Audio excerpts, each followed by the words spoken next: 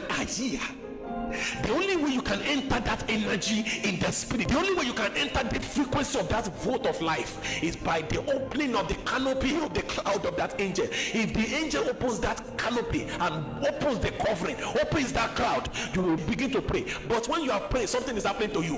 When you are praying, something is doing you. When you are praying, something is manifesting in you.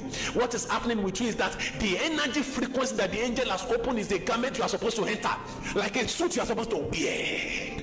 You begin to journey in light to a point where you can be clothed.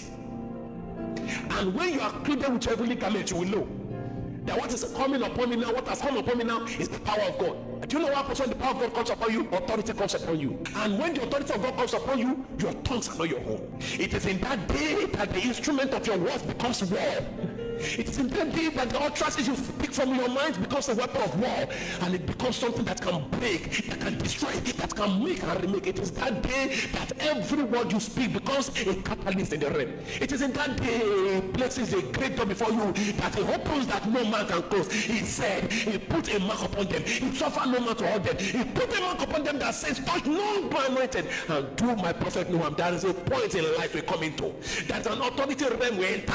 That is a suit, a covering we enter. It was the same covering Moses entered in that day at Mount Sinai. He says Moses, he climbed that tower and a suit covered Moses. And after seeing Messiah, after seeing Yeshua, after seeing the essence of this, but even though he couldn't see the face of God, but God showed him his glory. That glory is the garment of power. How do you lift 2 million people? How do you lead 2 million people and speak to everybody without a microphone? How do you lead 2 million people and command the whole Israel without a mic?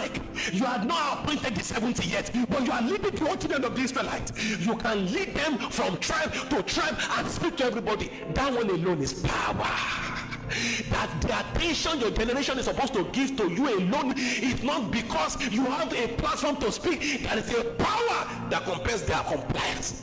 Power. He says, and Moses climbed Mount Sinai, and on Mount Sinai he saw the glory of God. But the glory of the Lord on Mount Sinai was not just a reality that was expressed to us. It said the glory of God wore Moses like a suit and was wearing the cloud of that glory like garment. That's when he descended. Everybody knew that a man was wearing the marker of his glory. People dropped their idol that day. Nobody could serve Baal. Nobody could serve Dagon. They had made temple, don't forget. But in the day when Moses was reigning with his glory, nobody could deny the God, and it came with commandment that nobody could deny, nobody could doubt, nobody could fight against.